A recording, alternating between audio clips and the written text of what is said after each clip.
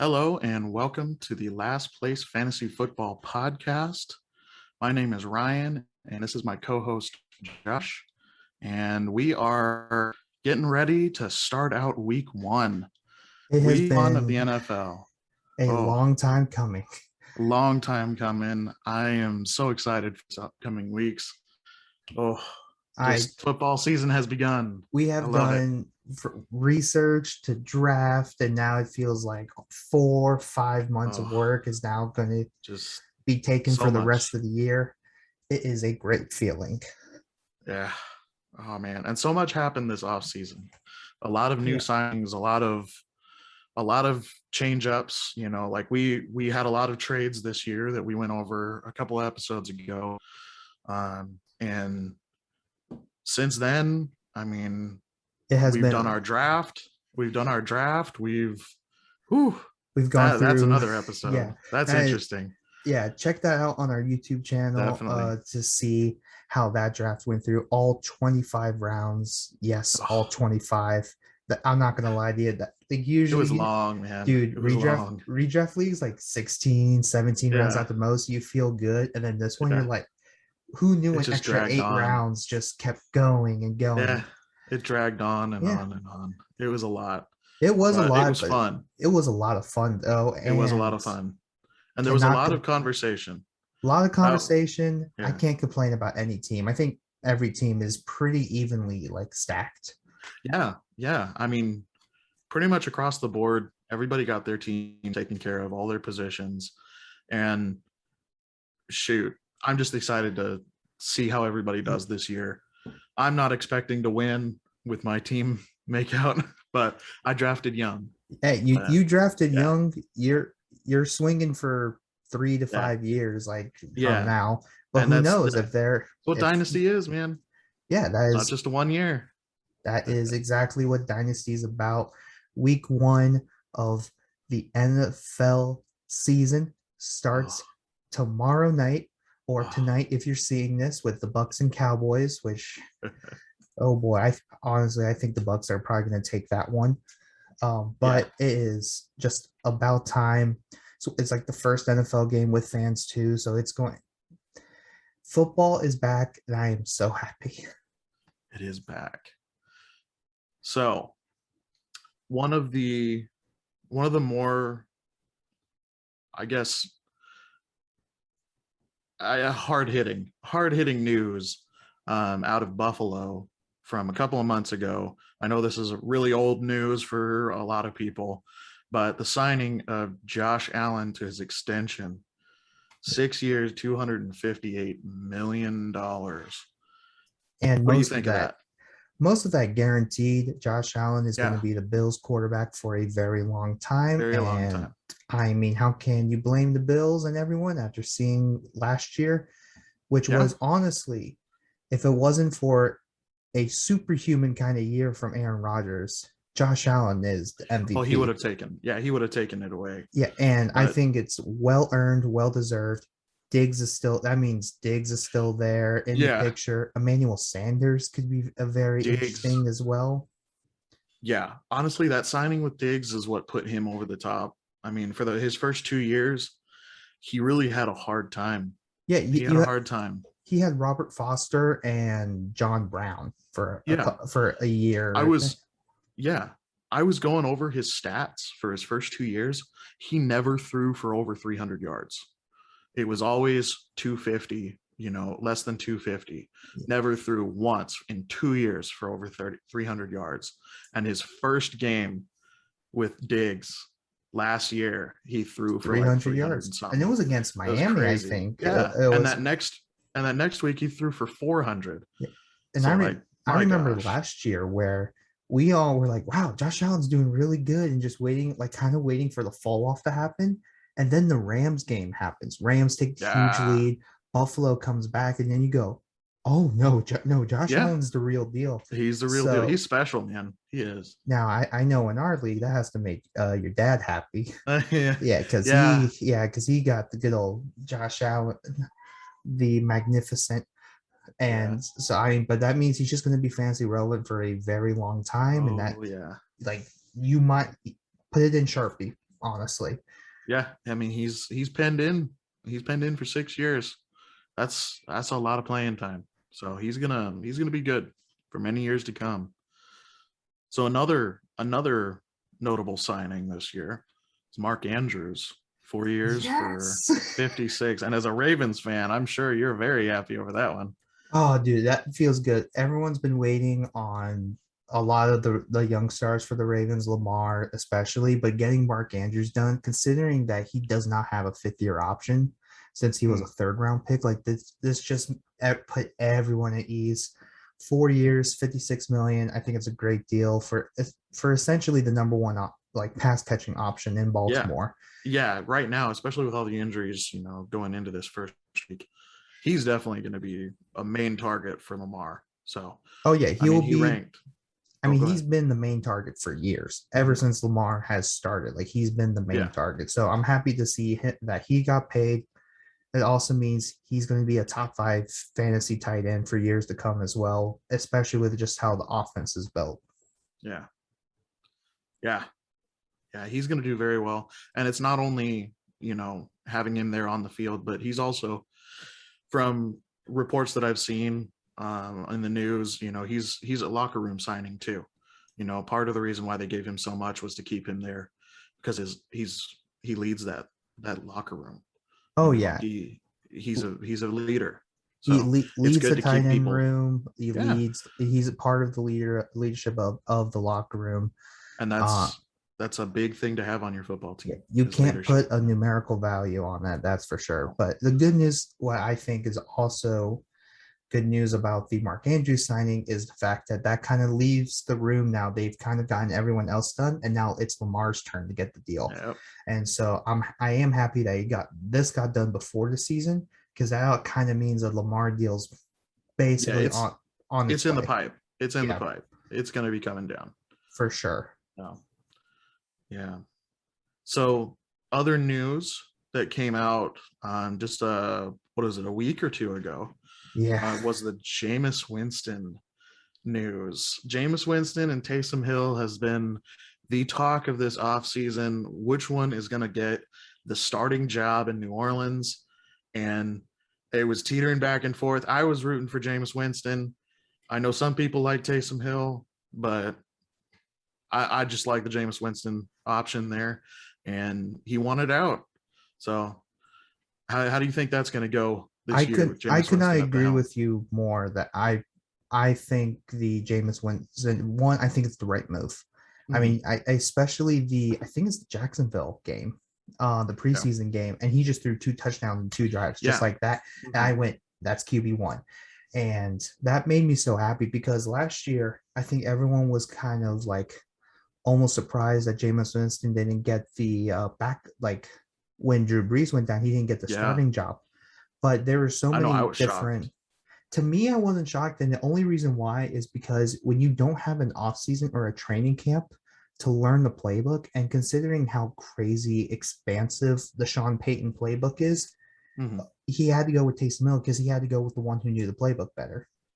But when Yeah. they re-signed Jameis, that's when I realized, oh no, they're planning for him to Yeah. be the future I, post Drew Brees. yeah. Because And he has starting QB. I mean, he has starting QB knowledge and experience, and I mean, he was starting QB in Tampa Bay for years, and Taysom's been a backup slash, or backup QB slash tight end gadget slash wide receiver slash running back slash slash everything. water boy slash Yeah, cheerleader exactly. slash team photographer. Right. He's Taysom Hill had the playbook knowledge last year to take over, when Breeze went down. But this year, to me, it was a shit on who should be the QB1, but yet it was a big question mark for everyone. yeah, and you know So what here's why I'm also happy that Jameis is starting because it keeps Kamara relevant. Because I feel like Taysom would have been almost touchdown vulture see, from especially at the goal line from Kamara. And so now with Jameis is he's not going to be afraid to just check it down to Kamara. So I feel very happy about that. I have a conflicting view on that, actually. I think Jameis Winston is going to hurt Kamara's fantasy value. Okay, why do you think that? Because now I'm intrigued to hear this. So I've actually been doing research on this since I heard that Jameis Winston got the job, because I've been wanting to get into, you know, a lot of the redraft leagues and all of that. So I was looking at Kamara's fantasy value, and I read this, and I actually wrote it down here. In his time at QB, Winston has only targeted running backs 16% of the time, as opposed to Drew Brees, who threw 27% of the time. So a huge 10% drop of that? Yeah. Wow. Yeah. Big 10% drop. And I think that's going to be interesting. Now, obviously, Winston had a different playbook in Tampa Bay when he played a majority of his time, but his play style isn't he doesn't check down as much to the running back. Well, especially as much as Breeze did. Especially that last year, because it was Arians, and you've seen how Arians and Brady have been together. It's pushing the ball. Rarely do you see them go to the running back. So I do think that's a bit of a concern. So I think he'll still get the running, like he'll still get the carries, but I think may not the catches. His passing, his catching value, he was almost wide receiver 2 for New Orleans. I think right now running back 1. Now you might have to make him wide receiver 1 because Michael Thomas is out, Marquez Callaway's, Traquan Smith is kind of just down to the wayside. But even then, their tight end Adam Troutman is banged up. So your only option is Kamara. So that would be my counter to your counter. That is true.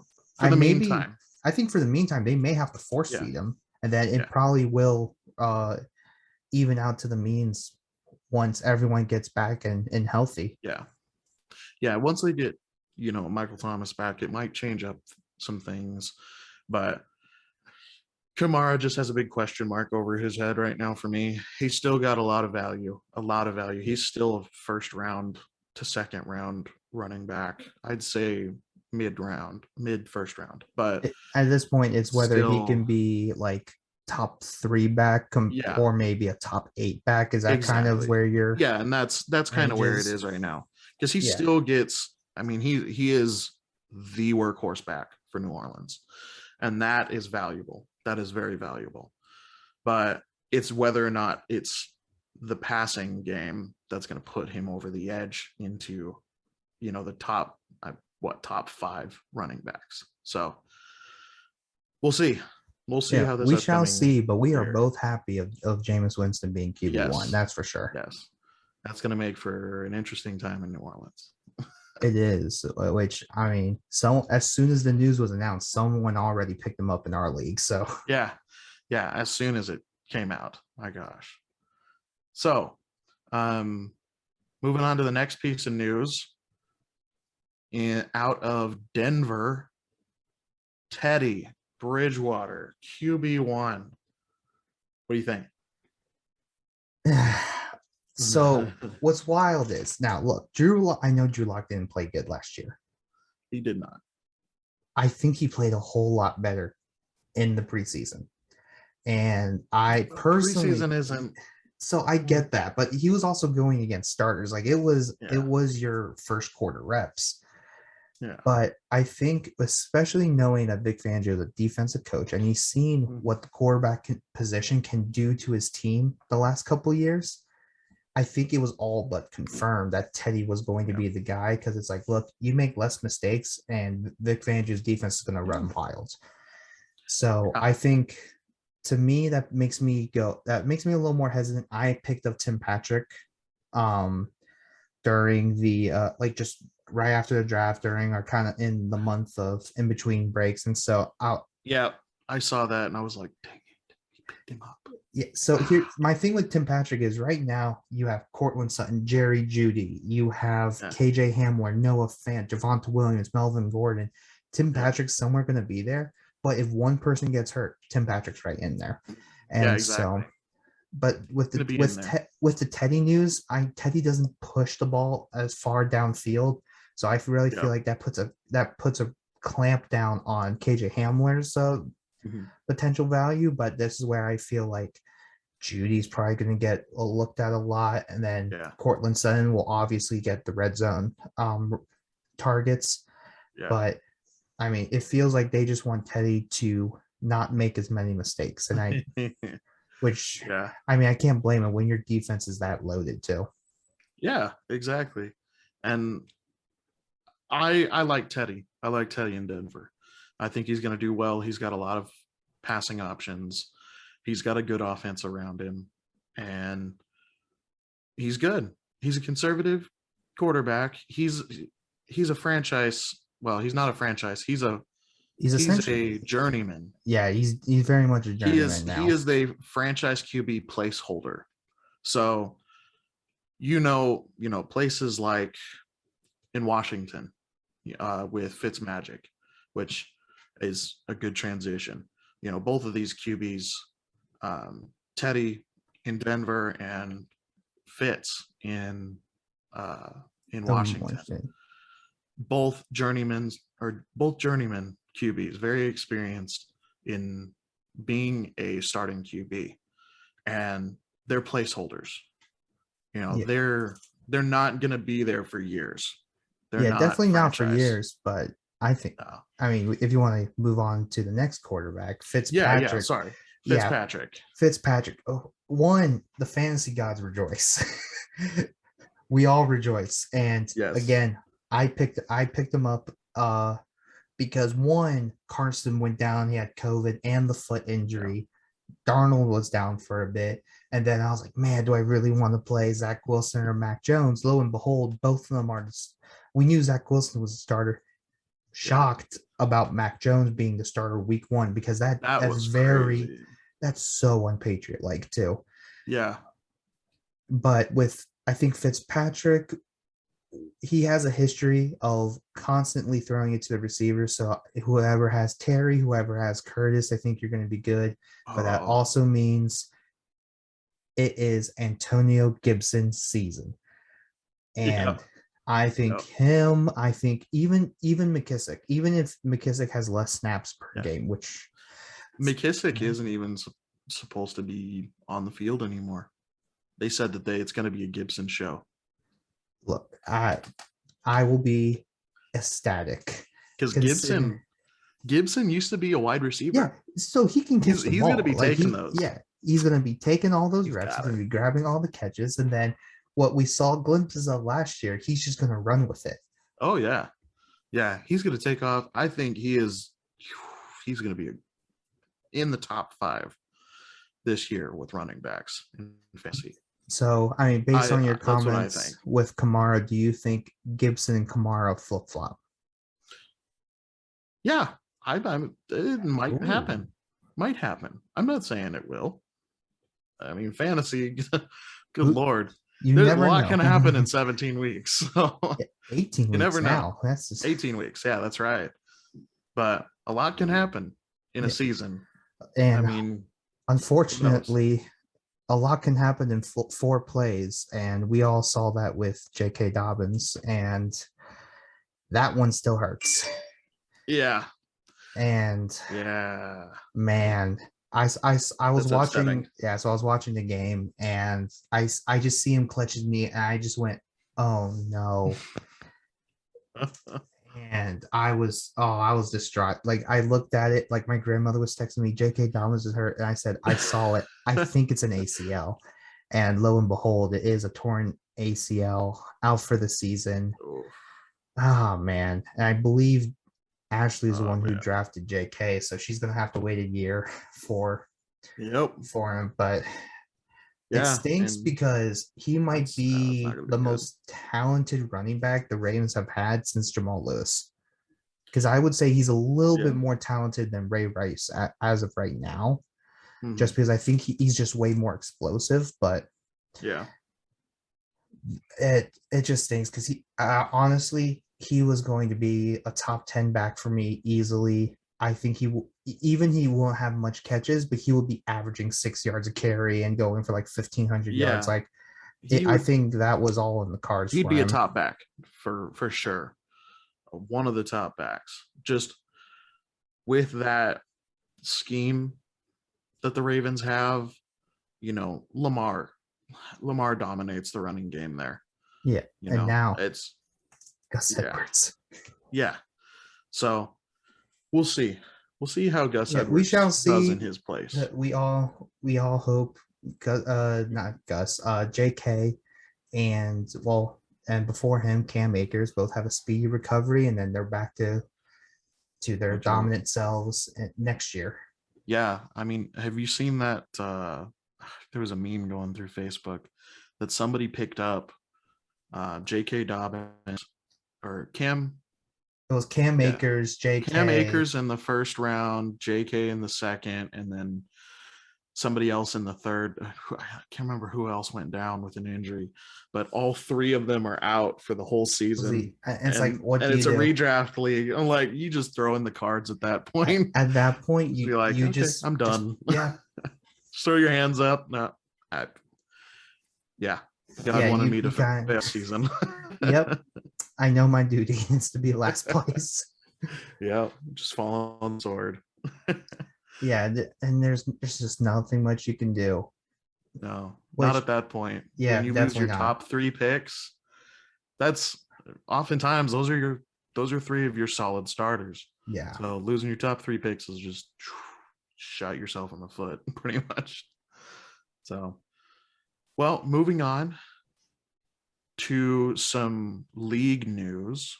Our Dynasty League. Dynasty Junkies. Free agent pickups. So we had a lot.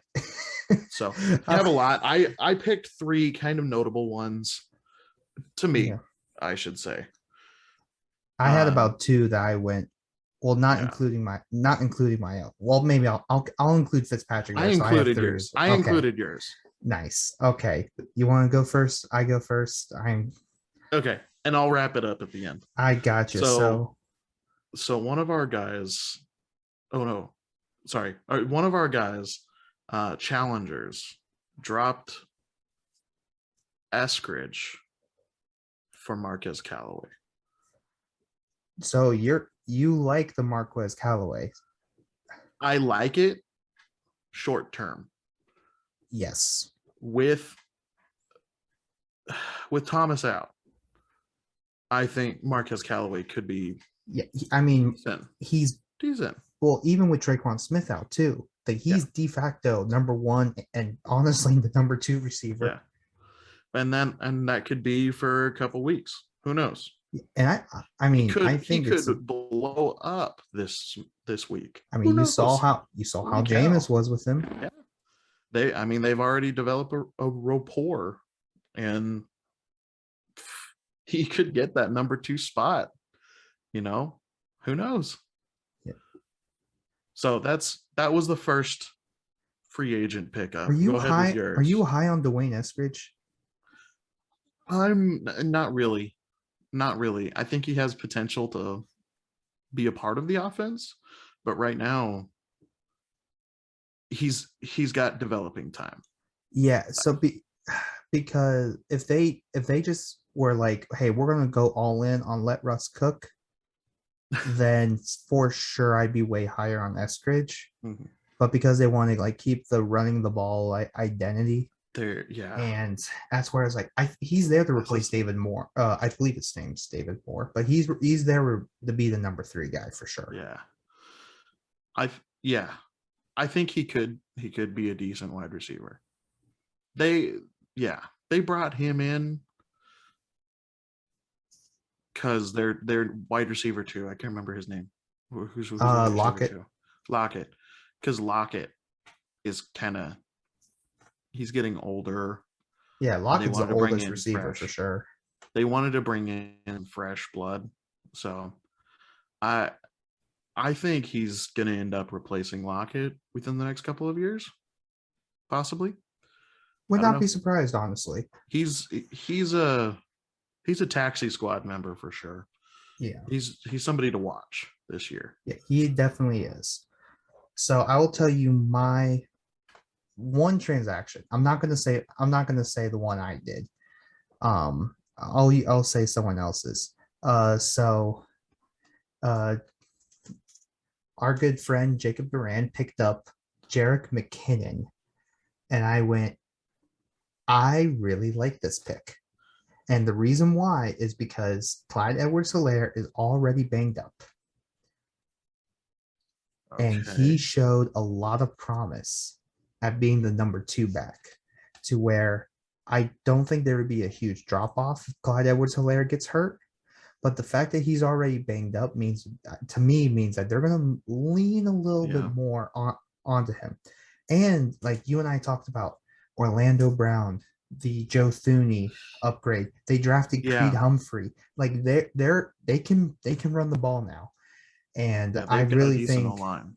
McKinnon in a pinch is kind of like your Jeff Wilson Jr., to where it's like when it's his time to shine, he will do it.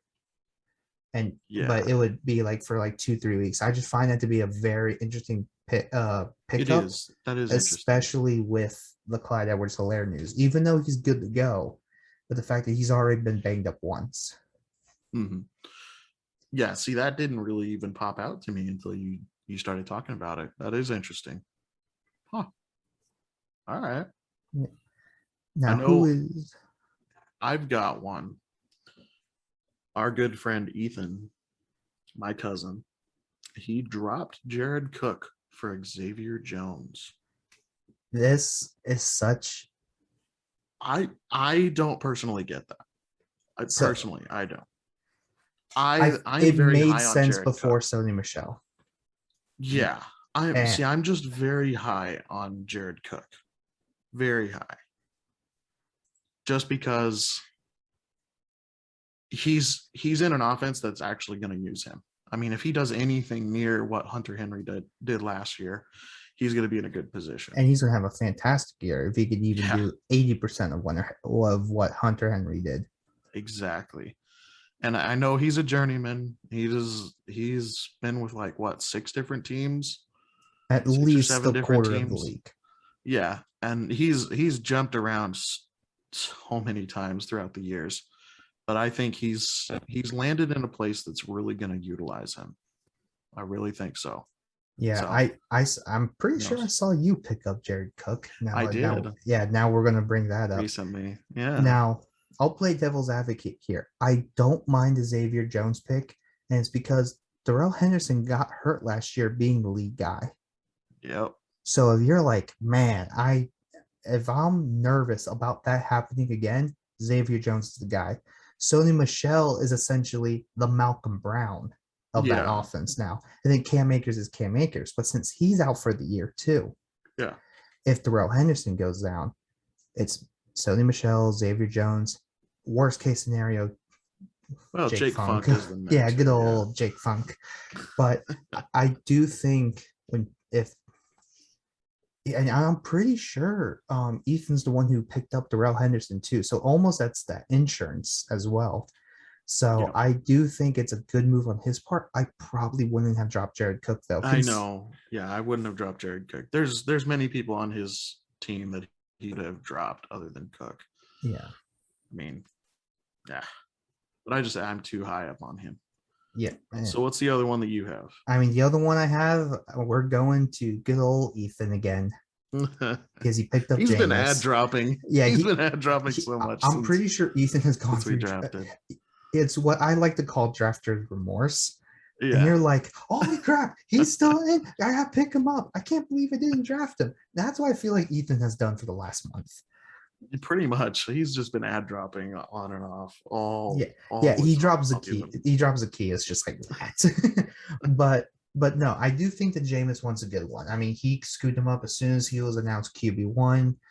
Look, I mean, we don't know how. We know Jameis Winston is going to be all right in this offense. We just don't know how good.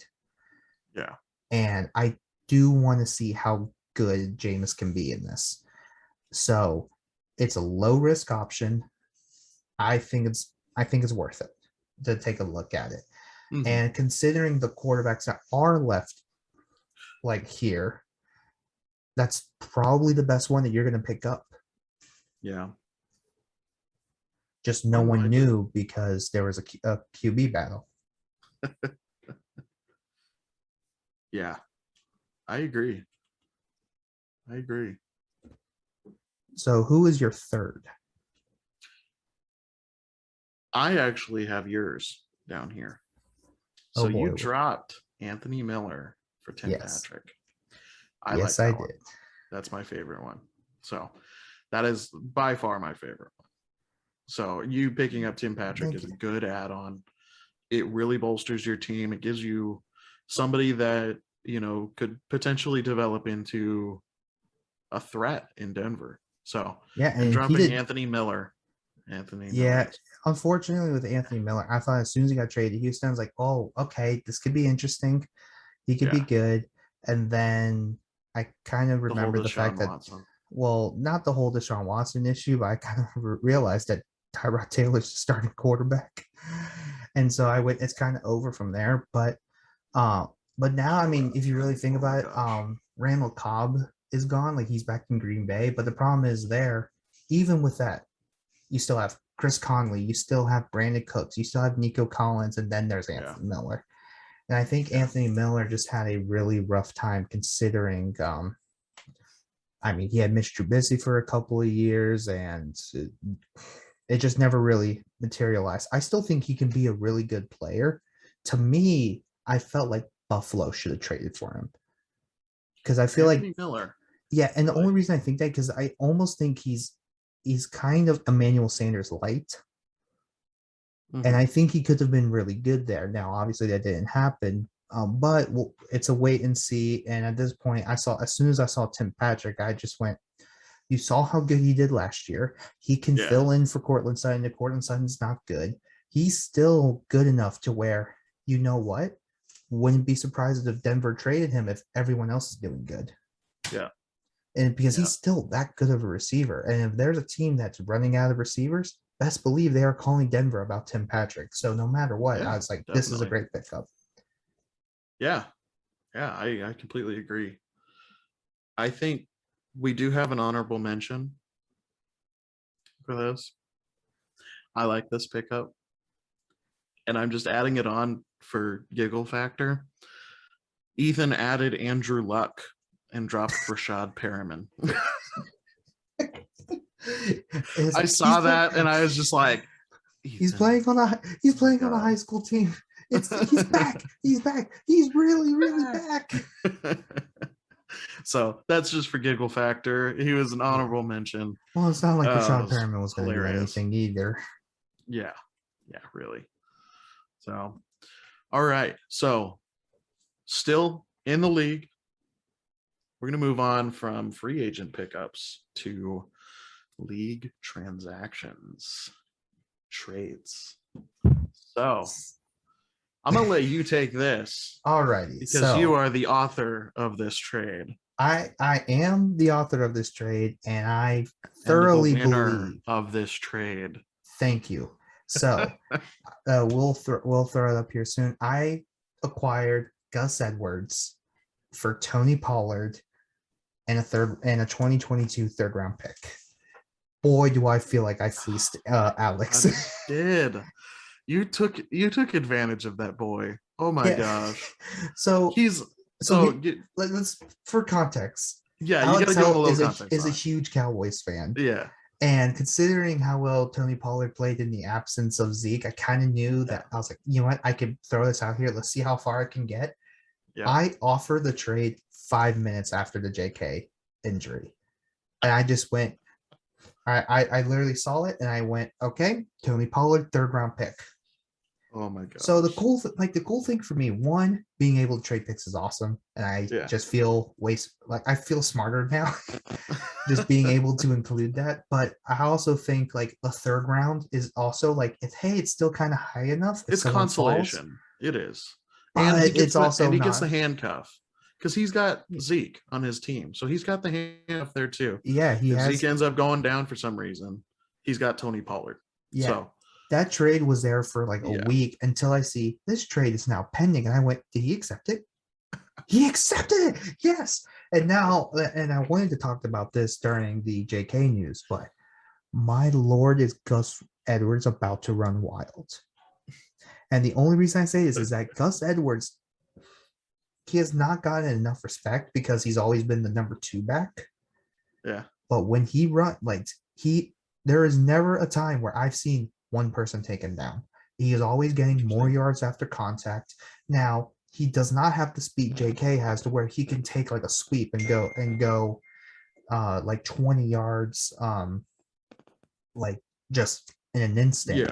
But he's kind of like, I don't want to be too cliche, but he can be like Derrick Henry, where it's just constantly like pounding you, Yeah. like, Getting pummeled. yeah. Just But it's like hammering on 3 people. yards, 4 yards, 8 yards, 9 yards, Yeah. then 25 because you just Yeah. worn down the defense. And by the end of the game, you're getting 20 yards of carry because you're carrying people because they don't want to tackle you. Exactly. Like, dude's huge. He's like what, 6'2", 6'3", he's 235. Like he's fat. He's See, fast. that's why Derrick Henry is one of my favorite players to watch. Just because he does that kind of stuff. So if Gus Edwards is anywhere near him, he'll be fun to watch. I've never watched Gus Edwards play, so this will be interesting. So he's my third running back because I also have Dalvin Cook and Antonio Gibson. Now So Dalvin Cook, you've got a good lineup then. yeah, I do have a good lineup. Now I just want to see where it starts. The Raiders defensive coordinators is Gus Bradley, who is the same architect that really screwed with the Ravens in the 2018 playoffs when he was the Chargers defensive coordinator. So I'm interested to see what the adjustment is. Personally, for me, I don't think the Raiders have the front seven to deal with how the Ravens offense is, considering this is like the next evolution stage of it. Yeah. But I totally think that getting Gus Edwards, he's going to be solid for the next 3 years. This year, next year, and the year after that for sure. So I don't feel bad at all giving up Tony Pollard, who may not get the reps. Honestly, he's been sitting behind him for what, 2 years now? Yeah, exactly. And for a third round pick for a draft that potentially may not be as skill loaded as previous years. As some, yeah. So I am more like certain I won the trade completely. Yeah. I think I took advantage of this man's fandom? Absolutely. Definitely. And I'm not ashamed to say it.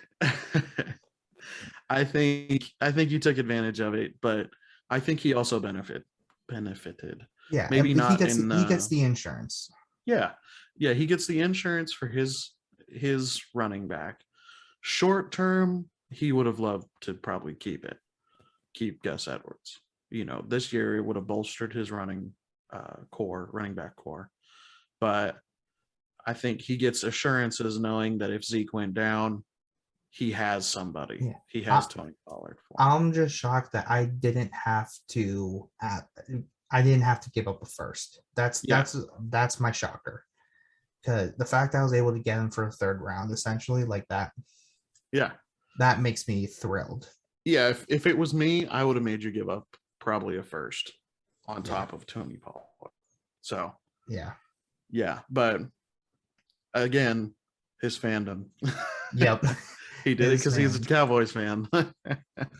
No shame, Alex. We don't know his motive, but we're guessing. Yeah, we are going to need a response for him to see why he accepted. It's an educated guess, Alex. Yeah. We know you and your sister, both heavy Cowboys fans. Oh my gosh. Yeah. So, yeah. All right. Took forever. Yeah. Took forever for him to decide, but he did it. Yeah. All right. So this next segment is our matchups. We're going to be talking about the matchups in our league between our league mates. So we're not going to go into too much detail on the people on the team, their rosters, anything like that. This is just observations. We'll just be observing the team, how we think they're going to end up doing this week with their matchups. Not go into too much detail, but yeah. So you want to take the first one away? Yeah, I'll take the first one away. I swear to you, I'm not trying to be selfish, just because, but I really have had this one circled since we've seen the schedule on Sleeper, and without a doubt, I think the matchup between me and Jacob Duran, well, team labeled Duran fam is it's going to be one of the best matchups this week, just for the fact that. So he went with the wide receiver heavy roster. I kind of went more with the balance, but right now the projected score, literally the difference is 1.2, 1.5 points. Yeah. Like that's it. It's going to be insanely close. Well, It's literally a catch, and the whole outcome is different. Well, on mine, it's 0.23. Good night. 0.23 points. Yeah, and honestly, like I kind of went over all of these. Oh no, do you finish? Sorry, you finish your. So literally 0.23 is insane, but like literally, I've been texting with Jacob, and I was like, "Hey, this one's gonna be a good one." This one's gonna be an interesting one to watch. I'm actually gonna keep an eye on your guys's chart during the games on Sunday, because this will be interesting to watch. I like this. Yeah, I really like it, and yeah, I think it's gonna be interesting. Yeah, I think it's gonna be a good one too. What's your league matchup to look for?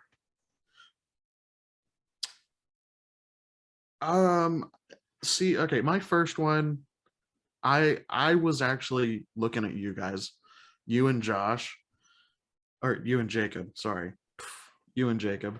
I put down, I kind of took some notes as I was going over your rosters and like looking at how they both match up and everything. I made a note, both are powerhouse teams, and you guys are. I think you guys are going to be probably duking it out for a championship this year. But wide receiving cores on both sides, very good. Oh yeah, that's where good. That's where the matchup's I'm amazed. I'm amazed at how well Duran drafted. Oh yeah. Jacob drafted. What's crazy is the fact that, and I mean he basically said it within the draft live stream, because there was no running backs by where he was drafting, because he had like the 9th pick.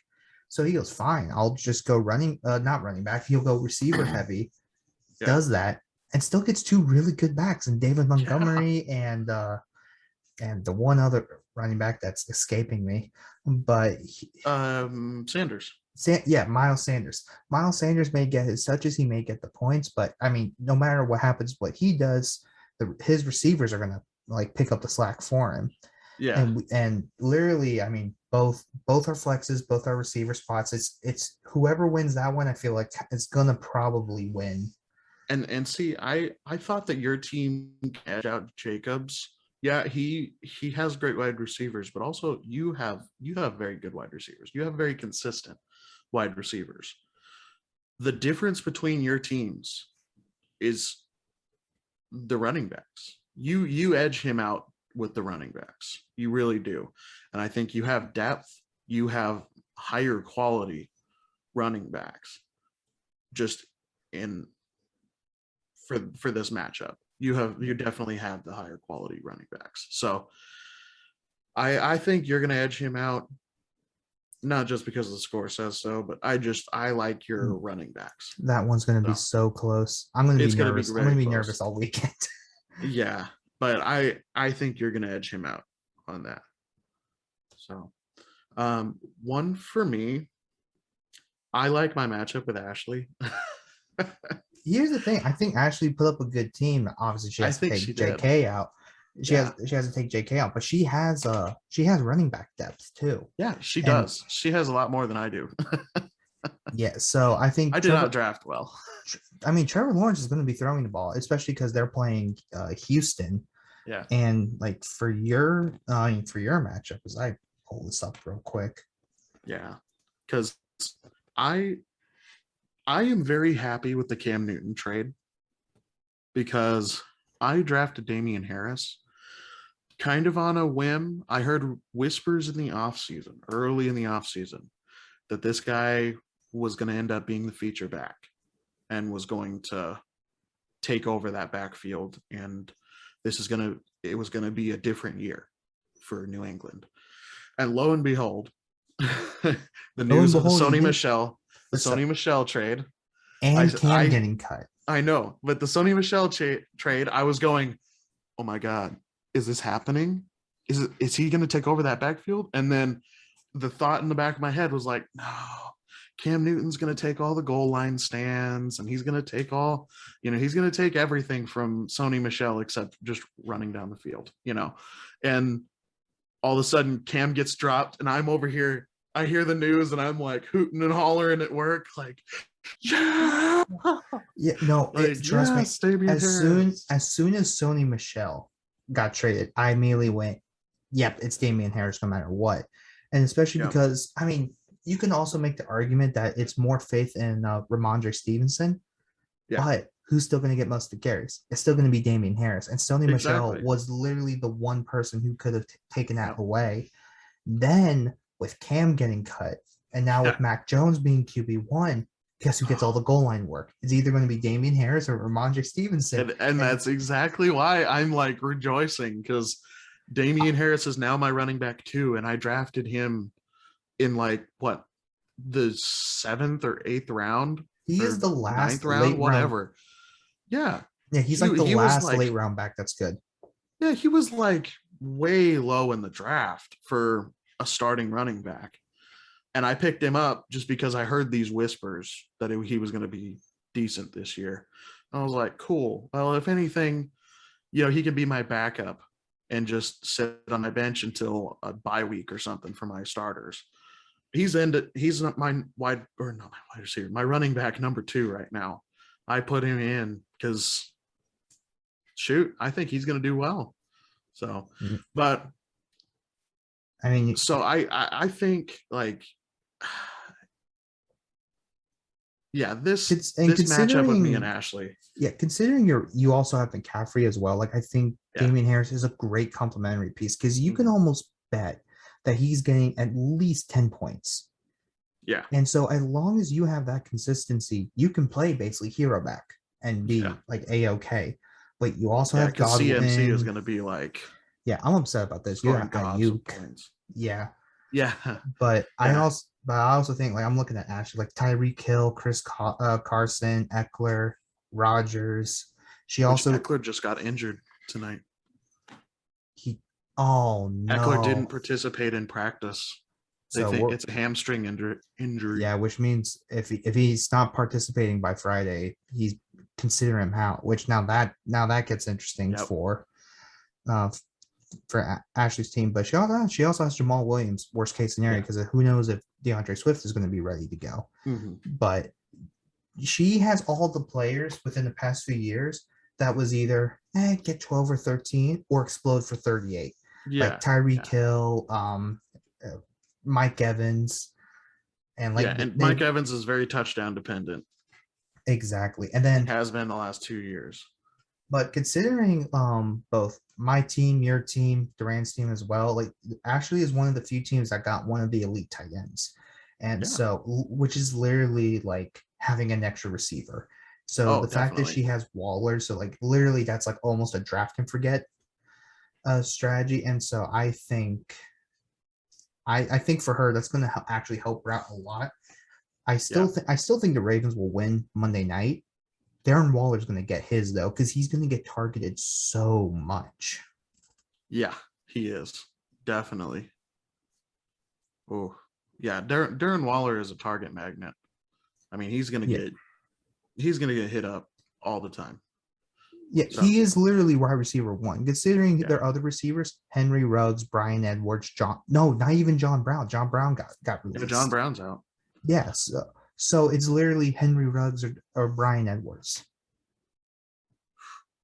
So it's Darren Waller season, that's for sure. It is. Shoot. Yeah. I'm hoping Pitts pans out too. I kind of took a chance on him and Jamar Chase.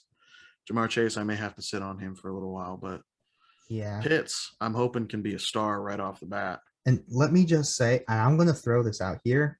It's a sleeper we didn't mention, but the more I watch them, the more I am more sold on. It's Corey Davis. Corey Davis is the true number 1. Yeah, he's on the Jets now. He has connected with Zach Wilson. Just looks really simple right now. in that offense, I really think Corey Davis could be a legit sleeper. Yeah. That'd be interesting. That'd be interesting to watch. We'll see. We'll see this Yeah. upcoming week. Yeah. Now, while those were the fantasy matchups that we are talking about, there are a Yeah. couple players playing in the games this week, finally. But there are a couple matchups that we like to point out as watch out for. This could get very interesting. And who was your matchup, Brian? Matchup for NFL teams? For NFL teams, yes. Oh shoot. I didn't prepare this. So you go ahead. I'll look up these. Fair enough. Sorry. I'm listening. You're good. You're I'm ill good. prepared for Yeah, for this podcast the troubles right of basically not doing this full time. But I will tell you right now, and I say watch out for. And again, yes, both are on my team, but I think for week one, this is something we have to be on watch for. And that is the Tennessee passing offense versus this Arizona defense. Ooh, And the only reason why is I we like that. already know Derrick Henry's going to command 7, 8 people. They got Zaven Collins. They have Isaiah Simmons. Who's their corner? Oh, that's right. The Vikings signed Patrick Peterson this year. So it's Byron Murphy and Robert Alford. So That should who's be Robert Alford interesting. going to play? So well, Byron Murphy is going to be stuck playing either AJ Brown or Julio Jones. There is no winning that. And especially since Byron Murphy's good, but he does not have the physicality of those two receivers. Both AJ Brown and Julio Jones are tanks. So and both are healthy this week. So I'm really interested to see who takes off. Mhm. Right now, I think AJ Brown has the explosive to where even if Byron Murphy covers him, I think he'll get his. Julio might have a huge game. And I've really been debating it because I really want to start Allen Robinson as well, but I might start Julio this week just because I don't know who else is covering. Maybe you decide to put Buda Baker on him, but you're going to need Buda Baker to go against Derrick Henry. And this is the whole thing where Tennessee banked on. It's like, look, if you're going to bring all these people with Derrick Henry, you know you can't put AJ Brown and you can't put Julio Jones in a one-on-one situation, but yet because you have Derrick Henry, you have to. Yep. And on top of that, no Jonnu Smith, because they're no stack in the box with Derrick Henry. Yeah, you're going to have to do whatever it takes, and I just think that matchup could get very interesting. If you have whoever has Tannehill, you might want to start Tannehill this week. Ooh. Man, that is a good matchup. That is something to watch. I'm looking forward to watching that. The game that I want to see real bad, not only because it's the first game of the year, but because it's two highly explosive offenses going up against each other. One has a defense that really had a hard time, and then one has a very solid defense that has a majority of its returners. That's the Cowboys-Bucks game tomorrow night. How do you feel about that? So nervous. Here's why. I think the Dak injury is more serious than people think. And we all saw the reports that they were going to the Rangers and other MLB teams to talk about what was wrong. Essentially, it's this muscle. I'm going to try and get in camera. It's essentially this muscle that's in pain. And that's from overcompensating because you're not trying to use your legs as much. Now, we all know Dak basically had his leg snapped in half last year. Yeah. And so I do find that concerning to where it's like, ooh, you may not be able to push the ball down the field as much as you want to. Now that the solution is, run Zeke. We're good. Zeke looks good. Zach Martin's out for the game. And I believe it's has that been confirmed that he's out for the game because of I believe so. Yeah, because of a positive COVID test. So it's like, okay, all right. So you lose your all-pro guard. And And with Tampa though, I do think this is going to be a closer game than people think, Yeah. because I do think the Cowboys defense is vastly improved just from going into Yeah. Mike Nolan has never had he's a defensive coach who's never had a good defense. And so as soon as I knew he was the defensive coordinator last year, I was like, well, Dallas is going to suck. Yeah. Now you get Dan Quinn. Now, was Dan Quinn the best head coach? No. Yes, he did 28-3, whatever. They were up 28-3 still. Like, even though there was a defensive collapse, like, he's still a pretty decent head coach. That team, that defense is on personnel level. Yeah. It's built for the Seattle cover 3 scheme. And so eventually, I think it's going to be closer when the Cowboys can play like a team right into their hands. It's being surprised by their defense, and so I do think that's going to be interesting.